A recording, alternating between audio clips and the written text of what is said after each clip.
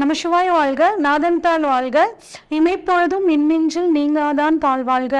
ஓம் நமசிவாய, ஓம் நமசிவாய, ஓம் நமசிவாய. குரு பிரம்மா, குரு விஷ்ணு, குரு தேவோ மகேஸ்வர, குரு சாட்சாத் பரம்பிரம்மா, தஸ்மை ஸ்ரீ குருவே நமக. அனைவருக்கும் இனிய தமிழ் புத்தாண்டு நல்வாழ்த்துக்கள். தமிழ் வருடமானது குரோதி வருடம். இந்த வருடம் பார்த்திங்கன்னா தமிழுக்கு குரோதி வருடம் அப்படின்னு சொல்லுவோம். இந்த தமிழ் புத்தாண்டானது ஆங்கிலத்துக்கு ஏப்ரல் 14ஆம் தேதி ஞாயிற்றுக்கிழமை பிறக்குதுங்க. பிறக்கக்கூடிய நட்சத்திரம் அப்படின்னு பார்த்தோம்னா திருவாதிரை நட்சத்திரத்திலையும் மிக அருமையான முருகனுக்கு உகந்த ஷஷ்டி திதியிலையும் இந்த தமிழ் வருடம் பிறக்க போகுதுங்க. இது அற்புதமான வருடம். இந்த வருடம் பிறக்கும் போது கிரக சஞ்சாரங்கள் எப்படி இருக்கு அப்படின்னு பார்ப்போம். மேஷத்துல சூரியன் குருவும் இருக்காங்கங்க. மிதுனத்துல சந்திரன், அடுத்து கன்னியில கேது, கும்பத்துல செவ்வாய் சனி, மீனத்துல 3 கிரகங்கள் ராகு புதன் சுக்கிரன். இதுதான் பார்த்தீங்கன்னா இந்த வருடம் பிறக்கும் போது இருக்கக்கூடிய கிரக அமைப்பு. மீனராசிக்கான இந்த தமிழ் புத்தாண்டு பலன்கள் எப்படி இருக்கும் அப்படின்னு பார்ப்போம். ராசியில் ராகு இருக்கிறார். அவர் உங்களுக்கு நல்ல ஒரு திடீர் அதிர்ஷ்டத்தையும் திடீர் பணவரவையும் கொடுக்கக்கூடிய ஒரு அமைப்பில் இருக்காருங்க. சொத்துக்கள் சேர்க்கை ஏற்படும். உங்களுக்கு தொழிலை பொறுத்த வரைக்கும் சிறப்பாக இருக்கும். மீனராசிக்கு 7.5 சனி நடக்குதுங்க. அதனால பார்த்தீங்கன்னா முதல் சுற்றில் இருக்கக்கூடிய மாணவர்கள், படிக்கக்கூடிய வயதினர்களுக்கு முதல் சுற்று இருக்கும். அவங்க கொஞ்சம் படிப்பில் கவனமாக இருந்துக்கிறது. 2வது சுற்றில் இருக்கக்கூடியவங்களுக்கு அதாவது 40 வயதுக்கு 35 வயது 40 வயதுக்கும் மேற்பட்டவர்களுக்கு தொழில் பார்த்திங்கன்னா ரொம்பவே நல்லா இருக்கும். தொழிலில் ஒரு நல்ல முன்னேற்றமான வருடம் இந்த வருடமாக உங்களுக்கு இருக்க போகுதுங்க. சுப நிகழ்ச்சிகள் உங்கள் குடும்பத்தில் நடக்குங்க. வாழ்க்கையில் ஒரு நல்ல முன்னேற்றம் ஏற்படும். பூர்வீக சொத்துக்கள் சேரக்கூடிய அமைப்பு. உறவுகள் ஒரு மனஸ்தாபத்தால் பிரிஞ்சு போயிருந்தாங்கன்னா அவங்க திரும்ப சேரக்கூடிய ஒரு அமைப்பு நல்லாவே இருக்குங்க. உங்களுக்கு கட்டாயம் மீனராசிக்காரங்க ஒரு வீடு மாற்றம் பண்ணீங்க அப்படின்னா நன்மை பயக்குங்க. நாங்கள் சொந்த வீட்டில் இருக்கோங்க, ஆசைப்பட்டு கட்டின வீடு, இதை போய் மாற்ற சொல்கிறீங்களே அப்படின்னு கேட்டிங்கன்னா உங்கள் வீட்டில் இருக்கக்கூடிய பொருட்கள் வச்சிருக்க இடத்த ஒரு மாற்றம் பண்ணுங்கள், ஒரு ரீஅரேஞ்ச் பண்ணுங்கள். அது உங்களுக்கு ஓரளவுக்கு அவங்களுக்கு சக்ஸஸை கொடுக்குங்க. அடுத்து பண வரவு எங்களுக்கு எப்படிங்க இருக்கும் அப்படின்னு கேட்டிங்கன்னாங்க உங்களுக்கு பண வரவு ஓரளவுக்கு நன்மை தரக்கூடிய பண வரவாக இருக்குங்க. நீங்கள் உறவினர்கள் சகோதரர்கள் மூலியமாக உங்களுக்கு பண வரவு, தந்தை வழி சொத்தின் மூலியமாக பண வரவு, அரசாங்கத்தின் மூலியமாக பண வரவு. அரசாங்கத்திலேருந்து உங்களுக்கு ஏதாவது அமௌண்ட் பெண்டிங் இருந்துச்சு அப்படின்னா அவங்க மூலியமாக பண வரவு, தந்தையோட சொத்துக்கள் மூலியமாக பண வரவு.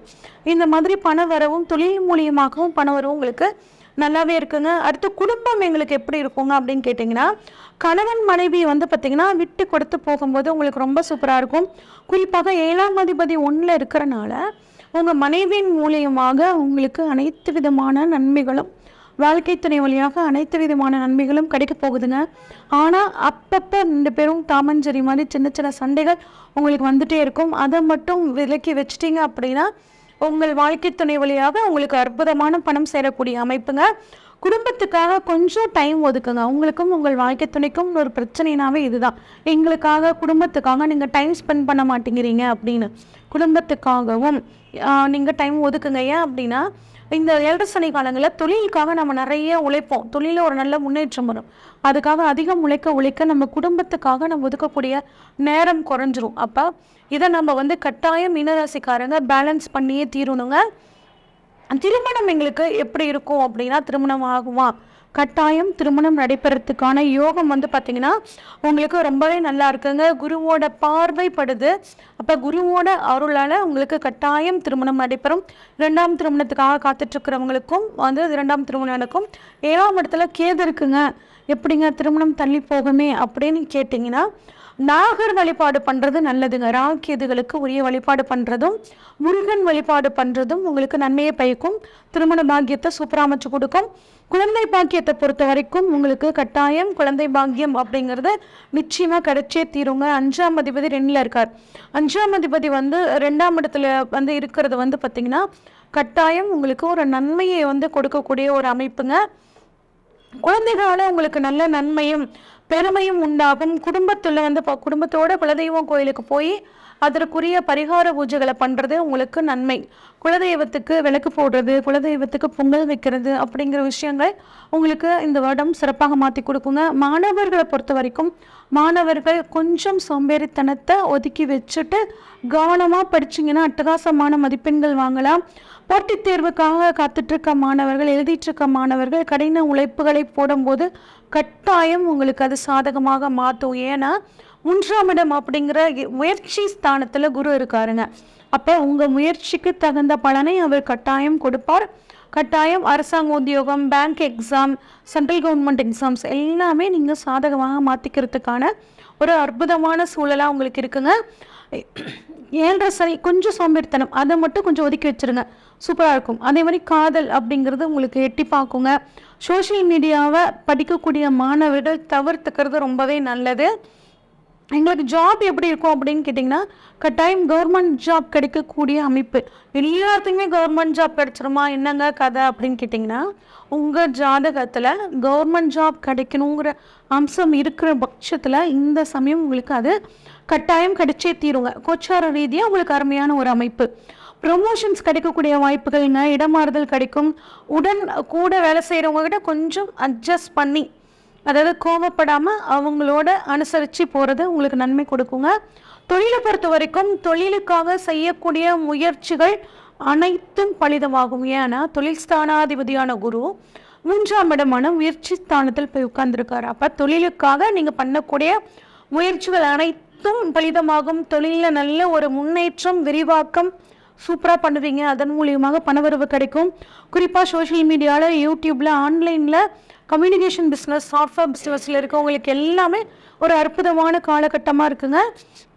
திடீர்னு ஒரு ஃபேமஸ் ஆகக்கூடிய ஒரு அமைப்பு உங்களுக்கு நல்லாவே இருக்குது. நிலம் சம்மந்தப்பட்ட தொழில் பண்ணுறவங்களுக்கும் இந்த வருடம் நல்லா இருக்குங்க. எங்களுக்கு சொத்துக்கள் சேர்க்கை இருக்குமா அப்படின்னு கேட்டால் தாய்வழி சொத்துக்கள் கிடைக்கக்கூடிய யோகம் இருக்குங்க. வேறு ஊரில் போய் நிலம் வாங்கக்கூடிய அமைப்பும் உங்களுக்கு வந்து ரொம்பவே சூப்பராக இருக்குங்க. பெண்களை பொறுத்த வரைக்கும் எதிர்பாலினத்திற்கிட்ட பழகும்போது கொஞ்சம் கவனமாக இருக்கிறது நல்லதுங்க. மீனராசி பெண்கள் எப்பயுமே ஒரு ஜாக்கிரதை உணர்வோடு இருப்பாங்க. ஆனால் இந்த சமயத்தில் இன்னும் கொஞ்சம் கவனமாக இருக்கிறது ரொம்பவே நல்லதுங்க. வாழ்க்கை துணையோடு சேர்ந்து ஆன்மீக பயணங்கள் போகிறது, கோயில்களுக்கெல்லாம் போயிட்டு வர்றது உங்களுக்கு குடும்பத்தில் ஒரு நல்ல சூழ்நிலையை ஏற்படுத்தி கொடுக்குங்க. எத்தனை பிரச்சனைகள் வந்தாலும் குருவோட அருளால், உங்கள் ராசிநாதனோட அருளால் அத்தனை பிரச்சனைகளும் பனி போல் விலகும்.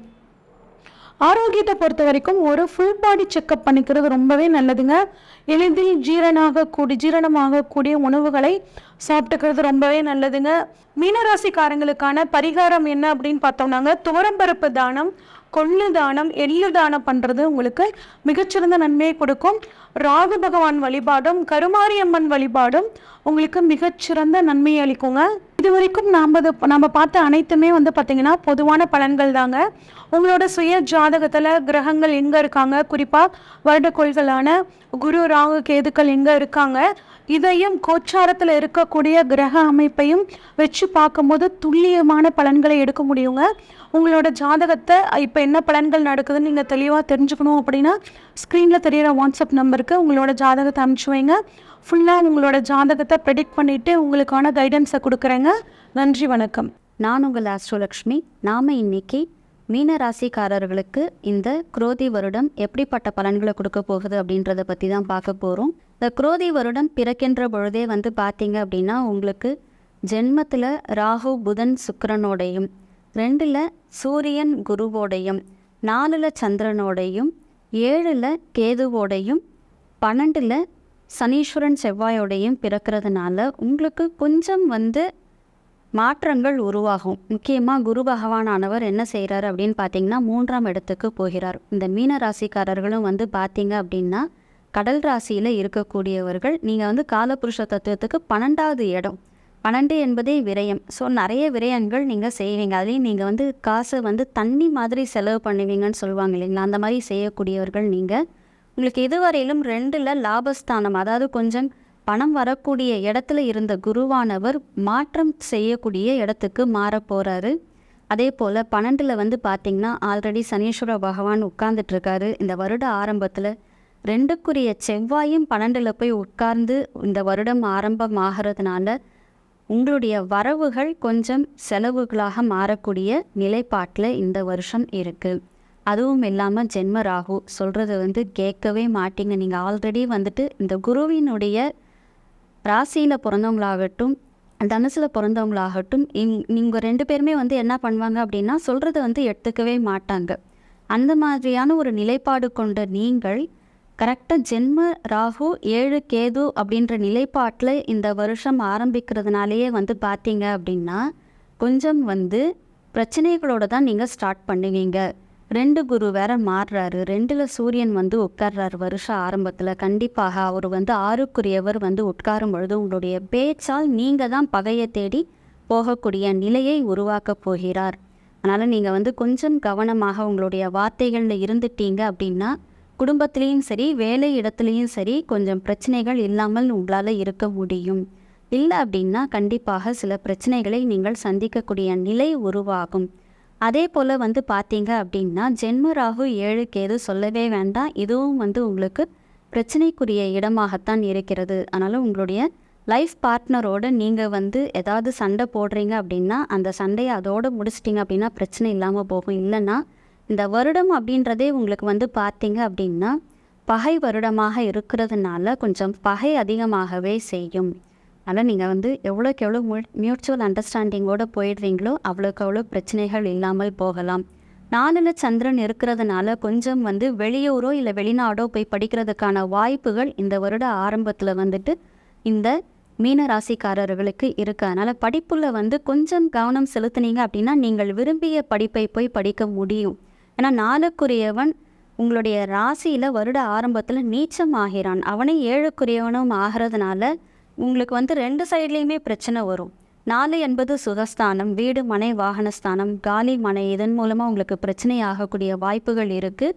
அதே போல் மனைவியால் சில பிரச்சனை, கணவன் அல்லது மனைவி இவங்களால் உங்களுக்கு வந்து பிரச்சனையாக ஏற்படக்கூடிய வாய்ப்புகளும் இருக்கிறதுனால இந்த வருடம் அப்படின்றதுல நீங்கள் கொஞ்சம் வந்து கவனத்தோடு செயல்பட்டீங்க அப்படின்னா மட்டும்தான் எல்லா ப்ராப்ளத்தையும் சால்வ் பண்ணி வெளியே வர முடியும். இல்லை அப்படின்னா 3ல் இருக்கக்கூடிய குருவானவர் உங்களுக்கு கொஞ்சம் ப்ராப்ளம்ஸை அதிகப்படுத்தக்கூடிய நிலை ஆகும். ஏன்னா அவர் உங்களுடைய ராசி அதிபதி, அவர் போய் 3ல் போய் பகை வீட்டில் போய் உட்கார்றார். அதனால் கொஞ்சம் ப்ராப்ளம்ஸை அதிகப்படுத்துவார். அதனால் நீங்கள் வந்து பார்த்துக்கணும். ஆனால் குருவின் பார்வை என்பது உங்களுடைய 7ஆம் இடத்துக்கும் அதே மாதிரி உங்களுடைய 9வது இடத்துக்கும் 11வது இடத்துக்கும் வர்றதுனால கொஞ்சம் வந்து நன்மைகளும் நடக்கக்கூடிய வாய்ப்புகள் இருக்குது. அதாவது இனிமே தான் திருமணம் ஆக போகுது அப்படின்றவங்களுக்கு வந்து பார்த்திங்கன்னா ஆஃப்டர் மேரேஜ்க்கான லைஃப் ரொம்ப நல்லா இருக்கும். அதே போல் 11 அப்படின்றது கொஞ்சம் லாபஸ்தானம் அப்படின்றதுனால லாபம் அதிகமாகக்கூடிய வாய்ப்புகளும் இருக்கும். இந்த லாபம் அதிகமாகணும் அப்படின்னாக்கா நீங்கள் வந்து இடமாற்றம் ஏற்படுத்தணும். இடமாற்றம் ஏற்பட்டால் தான் உங்களுக்கு லாபம் ரொம்ப நல்லபடியாக அமையும். இல்லை அப்படின்னா லாபம் கொஞ்சம் கம்மியாக தான் இருக்கும். அதே போல் தெய்வ அருள் அப்படின்றது இங்கே ரொம்ப முக்கியமாக இருக்கிறதுனால 9ஆம் வீட்டை குரு பார்க்குறதுனாலையும், ஆனால் அந்த அதிபதி உங்களுக்கு கரெக்டாக வந்து என்ன செய்கிறாருன்னு பார்த்தீங்கன்னா 12ல் போய் மறைஞ்சி தான் இந்த வருட ஆரம்பத்தை உங்களுக்கு ஏற்படுத்துறதுனால வருட ஆரம்பத்தில் எவ்வளோக்கு எவ்வளவு புனித யாத்திரைகள் போக முடியுமோ, புண்ணிய ஸ்தலங்களுக்கு போக முடியுமோ அதை நீங்கள் பண்ணீங்க அப்படின்னா தான் இந்த வருஷத்தினுடைய பலன் உங்களுக்கு முழுமையாக வந்து சேரும். இல்லை அப்படின்னா சில கஷ்ட நஷ்டங்களையும் நீங்கள் வந்து சமாளித்து வெளியே வரா மாதிரி தான் ஆகும். அதே போல் 6க்குரிய சூரியன் தான் 2ல் வந்து உட்கார்றாரு அப்படின்றதுனால உஷ்ணத்தினால சில பிரச்சனைகள் ஏற்படக்கூடிய வாய்ப்புகள் இருக்குது. உஷ்ணத்தினால வியாதிகள் ஏற்படக்கூடிய வாய்ப்புகளும் இருக்குது. ஏன்னா வருட ஆரம்பத்தில் அவர் ராசி அதிபதியோடவே சேர்ந்து உட்கார்றாரு. அதனால் உங்களுக்கு தான் ஃபஸ்ட்டு தாக்கும். அதுக்கப்புறம் உங்களுடைய குடும்பத்தாருக்கும் பார்த்தீங்க அப்படின்னா கொஞ்சம் இந்த உஷ்ண தாக்குதல் ஏற்படக்கூடிய வாய்ப்புகள் இருக்கிறதுனால எவ்வளோக்கு எவ்வளோ உங்களுடைய ஃபுட்டு விஷயத்தில் கவனமாக இருக்கீங்களோ அவ்வளோக்கு அவ்வளோ உங்களுக்கு பிரச்சனைகள் இல்லாமல் போகும். சிலருக்கு வந்து பார்த்தீங்க அப்படின்னா முக்கியமான பார்ட் வந்து ஹார்ட்டில் கொஞ்சம் பிரச்சனைகள் ஏற்படுறதுக்கான வாய்ப்பு இருக்குங்க. அதனால் உங்களுடைய உடல் ஆரோக்கியத்தில் கவனமாக இருங்க. இந்த கவனம் மட்டும்தான் உங்களுக்கு வந்துட்டு என்ன செய்யும் அப்படின்னா இந்த பிரச்சனைகளை தாண்டி வெளியே வரத்துக்கு உதவிகள் செய்யும். இந்த ஜென்ம ராகு 7 கேது அதே மாதிரி 12 சனீஸ்வரன் இந்த பிரச்சனைகள்லாம் தாங்கி 3ல் இருக்கக்கூடிய குருவானவர் ராசி அதிபதி 3ல் போய் உட்கார்ந்துருக்கிறதுனால அதனால் ஏற்படக்கூடிய பிரச்சனைகளையும் தாண்டி வருவதற்கும் இந்த குரோதி வருடம் உங்களுக்கு சிறப்பான பலன்களை கொடுப்பதற்கும் கண்டிப்பாக நீங்கள் எவ்வளோக்கு எவ்வளவு மகான்களுடைய வழிபாடு பண்ணுறீங்களோ, எவ்வளோக்கு எவ்வளவு மகான்களை தேடி போய் தரிசனம் பண்ணுறீங்களோ அவ்வளோக்கு அவ்வளவு உங்களுக்கு அதீத நன்மைகளை செய்யும். அதே போலவே வந்து என்ன செய்கிறீங்க அப்படின்னா எவ்வளோக்கு எவ்வளவு வித்யா தியானம் பண்ணுறீங்களோ அதை பண்ணுங்கள். கண்டிப்பாக இந்த வருஷம் உங்களுக்கு ஒரு மிகப்பெரிய நல்ல வருஷமாக மாறும் என்பதில் எந்த ஒரு சந்தேகமும் இல்லை. தனிப்பட்ட முறையில் உங்களுடைய ஜாதகம் மற்றும் பிரசனம் பார்ப்பதற்கு எங்களை தொடர்பு கொள்ளுங்கள். ஆன்மீகம் மற்றும் ஜோதிடம் சம்பந்தமான தகவல்களுக்கு இந்த டிவோட்டி நேஷன் தமிழ் சேனலை சப்ஸ்கிரைப் பண்ணுங்கள். மீனராசி அன்பர்களுக்கு இந்த தமிழ் புத்தாண்டு குரோதி வருட பலன் எப்படி இருக்குது அப்படின்னு பார்க்கலாங்க. ஜென்ரலாக வந்து பாருங்கள், உங்களுக்கு 2ல் இருந்த குரு வந்து பார்த்திங்கன்னா 3ல் மறைகிறார். ஓகேங்களா? ஸோ இது பெருசாக பயப்பட வேண்டியதில்லை. அதே மாதிரி 7 நாட்டு சனியினோட ஒரு பிடியில் இருக்கீங்க, ஒரு ஆரம்ப காலகட்டத்தில் இருக்கீங்க. இதெல்லாம் வந்து ஒரு பெரிய நெகட்டிவ் இம்பேக்டாங்க, நம்ம பயப்படணுமா அப்படிலாம் ஒன்றும் இல்லைங்க. ஜென்ரலாக வந்து பாருங்கள், 7 நாட்டு சனி, இந்த அஷ்டமத்து சனி, அர்த்தாஷ்டம சனி எல்லாம் பார்த்து நிறைய பேர் பயப்படுவாங்க. பயப்படவே பயப்படாதீங்க. 7 நாட்டு சனி வந்தால் நம்ம நடு ரோட்டில் நின்றுடுவோம், நம்ம ஒன்றும் இல்லாமல் போயிடுவோம், நம்ம வந்து ரொம்ப கஷ்டப்படுவோம், நம்மளுக்கு வந்து ஒய்ஃப் நம்மளை விட்டுட்டு போயிடுவாங்க, ஹஸ்பண்ட் நம்மளை விட்டுட்டு போயிடுவாங்க. அதெல்லாம் சும்மாங்க, அது எதுவுமே உண்மை கிடையாது. உண்மை என்ன அப்படின்னு கேட்டிங்கன்னா, சனி வந்து நீதிமான், நேர்மையானவன், நியாயக்காரகன். அவன் எப்பயும் கையில் ஒரு தெராசு வச்சுட்டே இருப்பான். நீங்கள் வந்து தப்பு செஞ்சீங்களான்னு அதுக்கான பனிஷ்மெண்ட்டை கொடுப்பான், நீங்கள் நல்லது செஞ்சீங்களான்னு நல்லதுக்கான பலனை கொடுப்பான். ஸோ அப்போ நீங்கள் என்ன பண்ணணும், அந்த தராசில் தப்புன்ற ஒரு காயின் எடுத்து வைக்காதீங்க. அப்போ தானே தப்புக்கான பனிஷ்மெண்ட். அவர் ஒரு காயின் எடுத்து வைக்கிறதுக்கு நீங்கள் ஹானஸ்ட்டாக இருங்க. அதாவது சனியை பார்த்து பொதுவாக எல்லாருமே பயப்படுறதுக்கு காரணம் என்ன அப்படின்னா, அவரோட தசா புத்தி வரும்போது அவர் வந்து வறுத்து எடுத்துடுவார். ஓகேங்களா? ஆனால் அது வந்து ரொம்ப ஃபேவராக இருந்தாலும் நல்லது செஞ்சுடுவார். என்ன ஃபேவராக இருந்தாலும் 7 நாட்டு சனி இதெல்லாம் வரும்போது கொஞ்சம் அவர் நம்மளை இரிட்டேட் பண்ணுவார் தான். பட் ஆனால் நம்ம அதுக்கு பயப்பட வேண்டிய அவசியமே இல்லை. சனியை சமாளிக்கணும்னா ஒரே ஒரு ஆப்ஷனுங்க, ட்ரை டு பி ஹானஸ்ட். நீங்கள் ஹானஸ்ட்டாக இருந்தீங்களால சனியினால் ஒன்றுமே பண்ண முடியாது. நீங்கள் ஃபார் எக்ஸாம்பிள், இப்போ நான் டாக்டர், எனக்கு வந்து 7 நாட்டு சனி இருக்குது. நான் என்ன பண்ணோம், என்கிட்ட வர பேஷண்ட்ஸ்க்கு என்ன ஃபீஸோ அவ்வளோதான் வாங்கணும். அடடா, பேஷண்ட் நல்ல 4 செயின் போட்டுங்கிறாங்க, போடலாண்டா ஒரு 1000 ரூபாய் அப்படின்னு ஃபீஸ் வாங்கினா சனி என்ன போட்டுருவார். ஓகேங்களா? அவ்வளோதான். ஸோ இது ஒரு சின்ன எக்ஸாம்பிள் மூலிமா உங்களுக்கு சொல்கிறேன். நான் வந்து இப்போ ஒரு ஹாரோஸ்கோப் பார்க்குறேன்னு வச்சுக்கோங்களேன். ஏன்னா நான் ஹாரோஸ்கோப்பும் பார்க்குறேன், ஒரு ஹாரோஸ்கோப் பார்க்குறேன். வர கிளையன்ஸ் வந்து செம்ம வசதியாக இருக்காங்க. உடனே நான் வாங்குறது ஒரு 500 ரூபாய் ஃபீஸ்ன்னு வச்சுக்கோங்களேன். அவங்கள பார்த்து நீங்கள் வந்து 10,000 ரூபாய்ங்க ஃபீஸ் எனக்கு கொடுன்னா அவங்க கேட்டால் கொடுத்துருவாங்க, நானும் வாங்கிடுவேன். ஆனால் சனி என்ன பண்ணுவார், 500 ரூபாய் தானே உன் ஃபீஸு, அவங்கள பார்த்து நீ 10,000 ரூபாய் வாங்கிட்டே இரு, உனக்கு கொடுக்குறேன் ஒரு ஆப்பு அப்படின்னு ஆப்பு கொடுப்பார். இவ்வளோதான் விஷயம். ஸோ உங்களோட ஹானஸ்டி அப்படின்றத மீறாத வரைக்கும் சனியினால் எந்த பிரச்சனையும் கிடையாதுங்க. இது நீங்கள் எழுதி வச்சுக்கோங்க. பொதுவாக வந்து சனியை பார்த்து எல்லாம் பயந்து ஐயோ நான் அது பண்ணுறேன் இது பண்ணுறேன், அவங்க பயத்திலே பாதி நோயாளி ஆகிடுவாங்க. பாதி வந்து அவங்களோட ஒரு மன வலிமைன்றது குன்றி போகும். எப்பயுமே சனி 7 நாட்டு சனி வருது, அர்த்தாஷ்டம சனி வருது, அஷ்டம சனி வருது, உங்களோட உழைப்பு வந்து மூலதனமாக போடுங்க. எந்த அளவுக்கு உழைக்கிறீங்களோ அந்த அளவுக்கு பெரிய ஆள் ஆகிறதும் சனி இதில் இருந்தாங்க. அதாவது 7 நாட்டு சனி அஷ்டமத்த சனியில் தான் எந்த அளவுக்கு உழைக்கிறீங்களோ அந்த அளவுக்கு பலன் கிடைக்கிறதும் இந்த காலகட்டத்தில் தான். புரியுதுங்களா? ஸோ நீங்கள் உழைக்கணும் அப்படின்றத ஹானஸ்ட்டாக வச்சுக்கோங்க. புதிய முயற்சிகள் தாராளமாக பண்ணுங்கள், புதிய எஸ்டாப்ளிஷ்மெண்ட் தாராளமாக பண்ணுங்கள். கஷ்டப்பட்டு உழைங்க. வெறும் கஷ்டப்பட்டு மட்டும் உழைக்கக்கூடாது, இஷ்டப்பட்டு உழைக்கணும். இந்த ஒரு தாரக மந்திரம், உழைப்பு இருந்து அதுக்கான வருமானம் வந்துச்சுன்னா சனி உங்களை ஒன்றுமே பண்ண முடியாது. உழைப்பே இல்லாமல், நான் ஆல்ரெடி சொன்ன 2 எக்ஸாம்பிள் சொன்ன பாருங்கள், ஏமாற்றி போடுங்கன்னா சனி வந்து அதுக்கான பனிஷ்மெண்ட் கொடுப்பார். இவ்வளோ தான். ஸோ இதை நீங்கள் ஈஸியாக ஓவர் கம் பண்ணிக்கலாம். இந்த 7 நாட்டு சனின்றது நம்ம பெருசாக பயப்பட வேண்டியதே இல்லை. அதே மாதிரி பாருங்கள், உங்களுக்கு வந்து குருனோட இதனால் ஃபேமிலியில் வந்து கொஞ்சம் நீங்கள் விட்டு கொடுத்து போங்க. ஜென்ரலாக இப்போ கொஞ்சம் நாளாகவே பாருங்கள், உங்களுக்கும் உங்கள் ஒய்ஃப்க்கும், இப்போ நீங்கள் ஜென்ஸாக இருக்கீங்க அப்படின்னா உங்களுக்கும் உங்கள் ஒய்ஃப்க்கும் வந்து சின்ன சின்ன காம்ப்ளிகேஷன்ஸ் இருக்க தான் செய்யும். சின்ன ஒரு சச்சரவுகள் சண்டைகள் இருக்க தான் செய்யும். அப்பப்போ கொஞ்சம் பெருசாக ஒரு பஞ்சாயத்து வரதான் செய்யும். அந்த பஞ்சாயத்தை ஸ்மூத்தாக கலைச்சி விட்ருங்க. அந்த பஞ்சாயத்தில் நான் தான் வந்து பெரிய ஆள் அப்படின்னு சொல்லிட்டு ஓவர் கம் பண்ணி நீ என்ன அப்படின்ற மாதிரி நீங்கள் நிற்காதீங்க. நீங்கள் விட்டு கொடுத்து போயிட்டீங்களான்னா ஃபேமிலி லைஃப் சூப்பராக இருக்கும். விட்டு கொடுக்குறவங்க கெட்டு போகிறது இல்லை, இல்லைங்களா? அந்த வார்த்தை சொல்ல தான் செய்வாங்க. அதே மாதிரி பாருங்கள், ஒரு நொடி பொறுமை, ஒரு கோடி நன்மை. ஸோ நீங்கள் பொறுமையாக இருக்க பழகிக்கோங்க. இது 2 மட்டும் ஃபாலோ பண்ணிக்கோங்க. ஒன்று விட்டு கொடுங்க, இன்னொன்று பொறுமையாக இருங்க, இன்னொன்று ஹானஸ்ட்டாக இருங்க. இந்த வருஷம் சூப்பராக இருக்கும், பயப்பட வேண்டாம். இந்த 3 தாரக மந்திரத்தை ஞாபகம் வச்சுக்கோங்க. ஓகேங்களா? அதே மாதிரி இப்போ நாங்கள் சினிமா துறையில் இருக்கோங்க. இதே தான் உங்களுக்கும். நீங்கள் சினிமா துறையில் இருக்கீங்க, நீங்கள் பெருசாக ஷைன் ஆகணும், நல்ல ஆளாகணும், நிறைய கமிட்மெண்ட்ஸ் வரணும். இந்த 3 விஷயத்தை ஃபாலோ பண்ணுங்கள். ஓகேங்களா? 3 விஷயத்தை ஃபாலோ பண்ணால் உங்களுக்கு நிறைய பட வாய்ப்புகள் வரும். அதே மாதிரி பார்த்திங்கன்னா நாடகத்தில் நடிக்கிறீங்க அப்படின்னா நாடக வாய்ப்புகள் வரும். நிறைய வந்து ஒப்பந்தம் உங்களுக்கு வரும். நிறைய பேர் உங்களை புக் பண்ணுவாங்க. இதனால் உங்களோட வேலை பளு அதிகரிக்கும். வேலை பளு அதிகரிக்கிறதுனால வருமானமும் அதிகரிக்கும். நிறைய வேலை செஞ்சு நிறைய வருமானம் வந்துச்சுன்னா சனியினால் உங்களை ஒன்றுமே பண்ண முடியாது. இது நார்மல். அவர் எதையுமே வந்து தடுக்க மாட்டார். அதாவது சனியை பொறுத்த வரைக்கும் வரதை தடுக்க மாட்டார். நீங்கள் என்ன செய்கிறீங்க அதுக்கான பனிஷ்மெண்ட் நான் கொடுக்குறேன். அதே மாதிரி அவர் கொடுக்கணும் அப்படின்னு நினச்சாலும் கிள்ளி கொடுக்க மாட்டார், அள்ளி கொடுப்பார். ஸோ சனிக்கு இந்த மாதிரி பேசிக்கான நிறைய நல்ல குவாலிட்டிஸ் இருக்குதாங்க செய்யுது. நம்மளுக்கு எல்லாத்துலேயும் ஒரே ஒரு சின்ன ஹிண்ட்ரன்ஸ் ஏற்படுத்துவார். நம்ம ஒரு பெருசாக ஒரு வேலை ஸ்பீடாக போகிறோன்னா லைட்டாக ஒரு ஸ்பீட் பிரேக்கர் மாதிரி தான் சனி. அவ்வளோதான், லைட்டாக நம்மளுக்கு அந்த வேலை கொஞ்சம் தாமதமாகும், அவ்வளோதானே தவிர தடைப்பட்டு நின்றுடாது. தாமதமும் அதாவது தாமதம் ஆகிறதுக்கும் தடைப்படுறதுக்கும் நிறைய வித்தியாசம் இருக்குது. இதில் வந்து தாமதம் தான் ஆகும், தடைப்படாது. ஸோ கவலைப்படாதீங்க.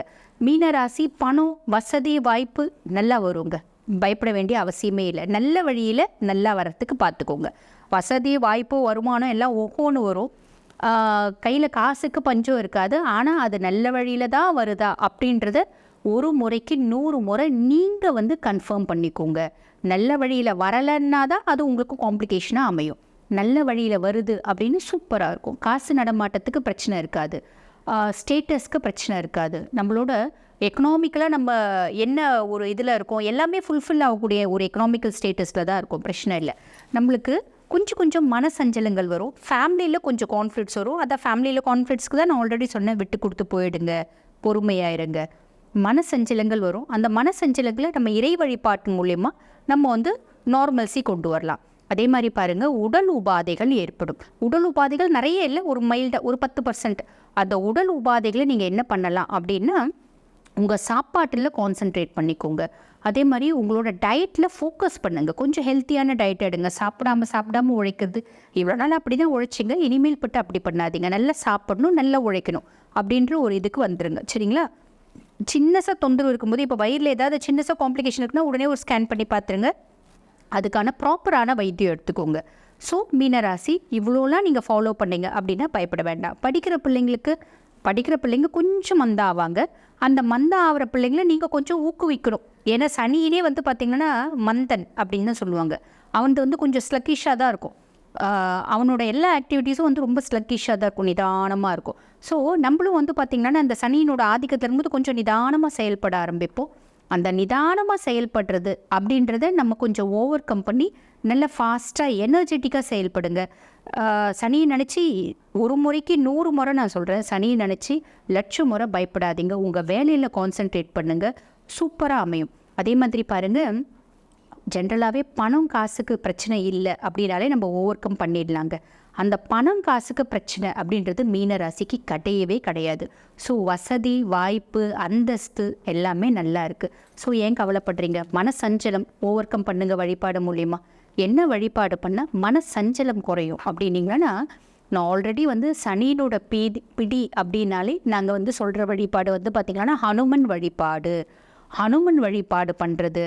ஹனுமன் கோயிலுக்கு டெய்லி முடிஞ்சால் போகிறது. எங்களால் டெய்லிலாம் ஆஞ்சநேயர் கோயில் போக முடியாதுங்க, ஒன்றும் பிரச்சனை, நாங்கள் ரொம்ப பிஸி அப்படின்றீங்களா?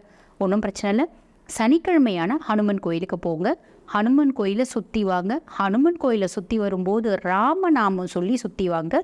இந்த சனி வந்து உங்களை ஒன்றுமே பண்ண மாட்டார், ஃப்ரீயாக விட்டுவார். ஒன்று அது பண்ணலாம். அப்படி இல்லை அப்படின்னா சனி பார்த்து பயப்படுறது யார் அடுத்து அப்படின்னா காளி வந்து பார்த்திங்கன்னா சனிக்கு வந்து ஒரு பெரிய சனி வந்து காளி இருக்க இடத்துல ரொம்ப தூரத்தில் நிற்பார். ரீசன் என்ன அப்படின்னு கேட்டிங்கன்னா, ஒரு முறை விநாயகரை வந்து அவர் மறைஞ்சி இருந்து பார்வதியினோட மைந்தனை மறைஞ்சி இருந்து எட்டி பார்ப்பார். சனியினோட பார்வை இல்லையா, மறைஞ்சி இருந்து எட்டி பார்த்தோன்னே தம் பையனுக்கு எங்கே வந்து கஷ்டம் வந்துருமோ, சனி வந்து அவன் பார்வையை நம்ம குழந்தை மேலே பதிவிடுறானே அப்படின்னு பார்வதி என்ன பண்ணுவா, காளியாக உருவெடுத்து ஒரு இதை தூக்கி அடிப்பா, அவன் மேலே கத்தியை தூக்கி அடிப்பா. அப்போ வந்து கால் வந்து அவனுக்கு அடிபட்டு தான் கொஞ்சம் முடவன் நொண்டி நடப்பார் சனி. ஸோ இதனால் அவர் காளியை பார்த்து ரொம்ப பயப்படுவார். அதனால் சனியை வந்து நம்ம சமாதானப்படுத்தணும், சனியை சாந்தப்படுத்தணும் அப்படின்னா மற்ற காளியினோட வழிபாடு, ஆஞ்சநேயர்னோட வழிபாடு, சாத்வீகமாக வழிபாடுனா ஹனுமனோட வழிபாடு. நாங்கள் பரவாயில்லைங்க, நாங்கள் எவ்வளோ உக்ர கடவுளாக இருந்தாலும் நாங்கள் கும்பிடுவோம். நம்ம காளி வந்து உக்ர கடவுளாக இருந்தாலும் அவள் குழந்த மாதிரி தான், அகிலலோக அன்னை இல்லையா? ஸோ அவளை தாயார்னோட ஒரு அம்சம் தானே அது, பார்வதி தேவியினோட ஒரு சொரூபம் தானே காளி மாதா. ஸோ மாதா காளியை கும்பிடலாம். மாதா காளியினோட மந்திரம் ஏதாவது, காளி கவச்சம் அப்படின்னு ஒன்று இருக்குங்க, அது நீங்கள் வந்து நெட்டில் கூகுளில் பார்த்தீங்கன்னா தெரியும். அந்த காளி கவச்சம் டெய்லி பாராயணம் பண்ணலாம்.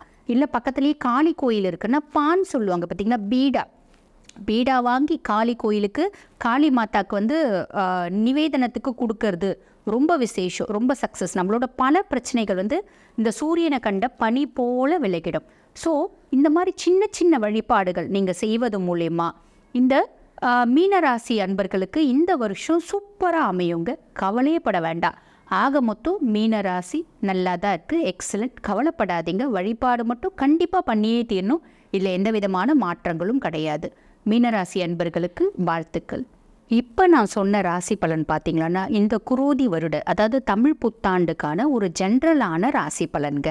இதையும் மீறி அவங்கவுங்களோட ஜாதகத்தினுடைய கிரக சேர்க்கை, தசா புத்தி, அதே மாதிரி பார்த்திங்கன்னா கிரகங்களோட பார்வை பொறுத்து பலன்கள் மாறுபடுங்க. இந்த மாதிரி உங்களோட இண்டிவிஜுவல் ஜாதகத்தில் இண்டிவிஜுவலாக எனக்கு எப்படி இருக்குங்க இந்த வருடம் அப்படின்றத நீங்கள் வந்து முழுசும் தெரிஞ்சுக்கணும் அப்படின்னு ஆசைப்பட்டீங்க அப்படின்னா நாங்கள் பேசிகிட்டு இருக்கும்போது எங்களோட நம்பர் வந்து இதில் டிஸ்பிளேயில் இருக்கும். அந்த நம்பருக்கு நீங்கள் வாட்ஸ்அப்பில் ஒரு ஹாய் மெசேஜ் அனுப்பிச்சு டீட்டெயில்ஸ் அனுப்பிச்சு அப்பாயின்மெண்ட் ஃபிக்ஸ் பண்ணி கன்சல்டேஷன் பண்ணிக்கலாம். இந்த வருடம் எல்லாருக்கும் இனிமையான வருடமாக அமையணும். உலகத்தில் இருக்க அத்தனை யோகங்களும் போகங்களும் செல்வாக்கும் நிம்மதியும் மகிழ்ச்சியும் குதூகலமும் ஒவ்வொரு வீட்லேயும் நிறைஞ்சி இருக்கணும் அப்படின்னு என் ஈசனை நான் ஆத்மார்த்தமாக வேண்டிக்கிறேன். நன்றி.